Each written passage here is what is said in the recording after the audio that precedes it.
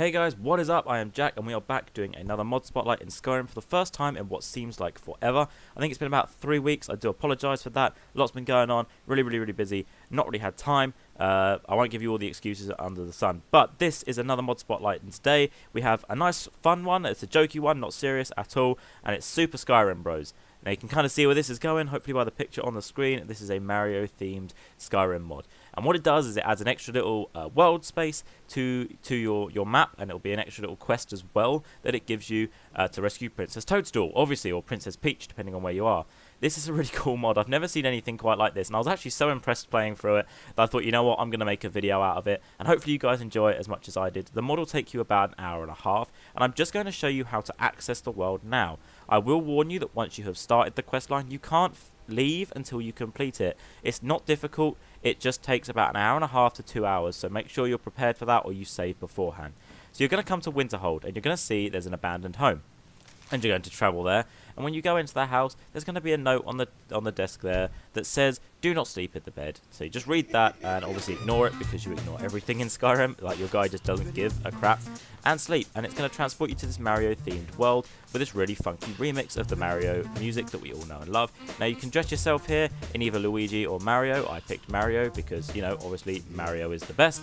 You know, no offense to any Luigi fans out there, I just prefer Mario. Now there's a bunch of facts here about the different enemies you will encounter in the game. There's a lot of stuff on these boards. I suggest you go and read them before the start of the game. There's loads of different enemies you're going to encounter and loads of different pickups that you can gather along the way.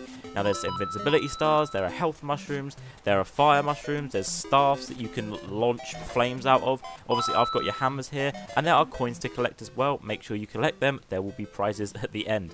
This mod is ridiculous, as I said at the start. I've never really seen anything quite like it, especially on the Xbox. This is really impressive. It really impressed me, just the attention to detail, and the fact that the modder pointed out that these assets were made from scratch. He said they weren't stolen from another game, and I think that's really cool. He actually took the time to make all of these Mario assets himself.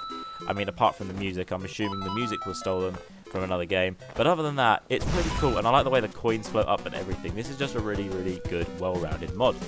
Now, there are 4 worlds, and that doesn't include Bowser's Castle at the end, which isn't really a world. It's just more maze-like, so it may take you a bit longer than the rest of the boss fights. You can see here, this is the first boss you'll encounter. That's a Goomba King. There are 4 bosses in the game, plus Bowser. Bowser's just a bigger, badder version of the rest of the bosses, obviously. So it's in total there are 5. Now you just got to fight your way through, and you have to go into different underworlds. I haven't shown you them here because they're all the same and they do get a bit confusing. But here's the ice world. This is world 2-1. You know, they just call it world 2, but we'll go with world 2-1. And you can see here that it's all frozen over. The enemy types differ as well. There's going to get different enemies that are harder the more you go through the game. You start with just normal Goombas. Towards the end, you've got flames shooting at you, ice cube things shooting at you. There's the works. It really becomes more difficult. You should try and be quite a high level, actually, I suggest, before you do this. Otherwise, the bosses especially, they'll mess you up a little bit. So just make sure you're a kind of decent level before you do this, but you don't need to worry too much. Now you can see here that I'm facing Koopalings and Goombas that are shooting at me. This is only the second world now, so there's nothing too different. What also I like, and I will show you in a minute, is there are sort of not warp pipes, but warp vines that you can climb up to take you back to different worlds. I think that's really cool. They are hidden throughout the levels. I'm not sure if you can use them to advance. I didn't. As I said, this mod is too short to do that. But I think that's really cool, and I like the way that they implemented different Mario secrets and tricks, as I said, like the warp pipes, like the warp tunnels. Now, the only thing you guys might struggle with here is the underground segments, and for those, I just say that it's not too hard. You may get a little bit lost from time to time, but this mod took me about an hour and a half just running through it, and I'm an idiot, so if I can't, you know, I'm sure you guys are way smarter than me, know more than me, and can figure more of this sort of stuff out than me, so I'm not too worried about you guys being able to find your own way through these worlds. If not, I'm sure there's a tutorial online you guys can look at yourself. I will try and find a link and put it in the description if there is a tutorial for getting through. The game doesn't offer any hints, which is the only annoying thing. They do actually make a big point of saying we're not going to help you find your own way through. But you know, each mod is to their own.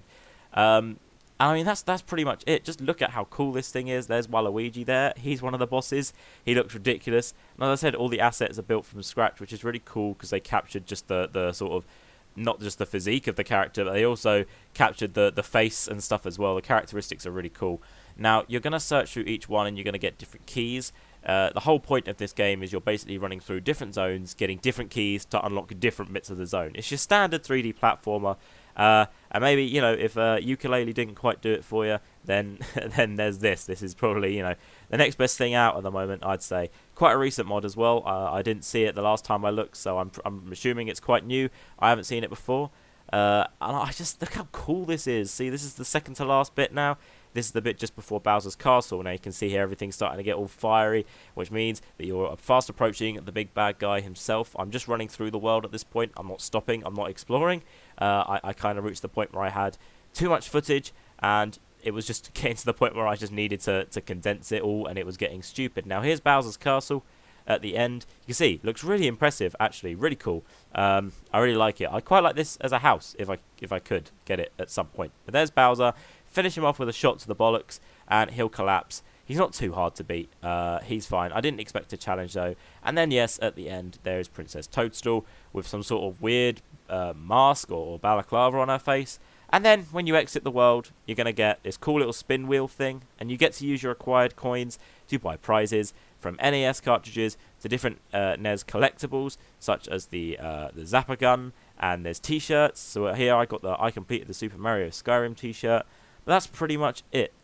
I just think this mod's so cool, guys. Once again, apologies for not doing a video in a while. I have been really busy. There's been a lot going on. But I'm back now. I've got a lot of these recorded and lined up, so hopefully there's going to be more for you guys to look forward to. I'm going to keep editing and keep posting.